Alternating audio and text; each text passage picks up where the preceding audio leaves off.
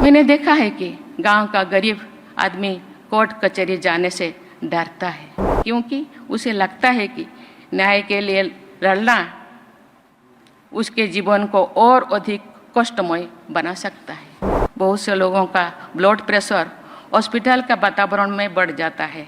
इसी तरह सामान्य व्यक्ति का तनाव कोर्ट कचहरी के वातावरण में भी बढ़ जाता है।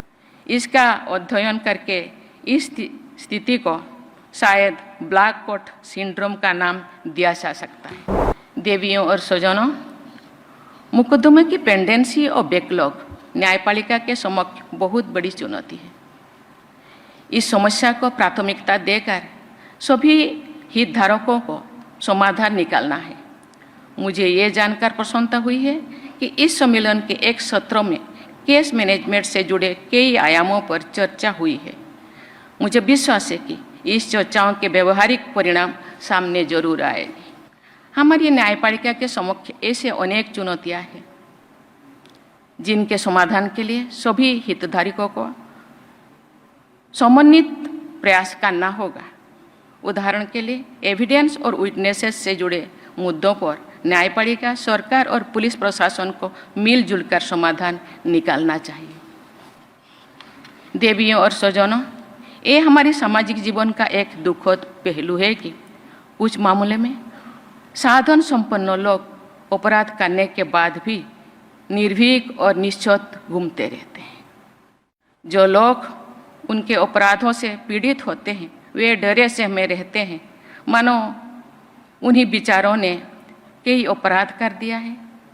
महिला पीड़िताओं की स्थिति और भी खराब होती है, क्योंकि प्रायः समाज के लोग भी उनके साथ नहीं देते। मैंने देखा है कि गांव का गरीब आदमी कोर्ट कचहरी जाने से डरता है। वो बहुत मजबूरी से ही अदालत की न्याय प्रक्रिया में भागीदार बनता है।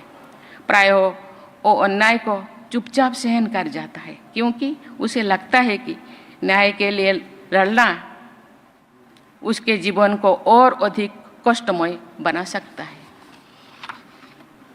उसके लिए एक बार गांव से दूर अदालत तक जाना ही बहुत बड़े मानसिक और आर्थिक दबाव का कारण बन जाता है। ऐसी स्थिति में बार बार तारीख देने यानी स्थगन की संस्कृति अर्थात कल्चर ऑफ एडजर्नमेंट से गरीब लोगों को जो कष्ट होता है उसकी कल्पना भी बहुत से लोग नहीं कर पाते। इस स्थिति को बदलने के हर संभव प्रयास किया जाना चाहिए। हम लोग व्हाइट कोट हाइपरटेंशन के बारे में जानते हैं और सुनते हैं। बहुत से लोगों का ब्लड प्रेशर हॉस्पिटल का वातावरण में बढ़ जाता है। मुझे लगता है कि इसी तरह सामान्य व्यक्ति का तनाव कोर्ट कचहरी के वातावरण में भी बढ़ जाता है।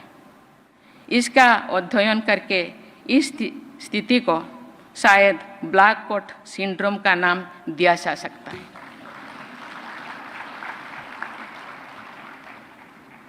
अदालत में सामान्य लोग घबराहट में प्रायः अपने पक्ष में बातें भी नहीं कह पाते हैं जो वे अच्छी तरह से जानते हैं और कह सकते हैं, लेकिन कह नहीं पाते।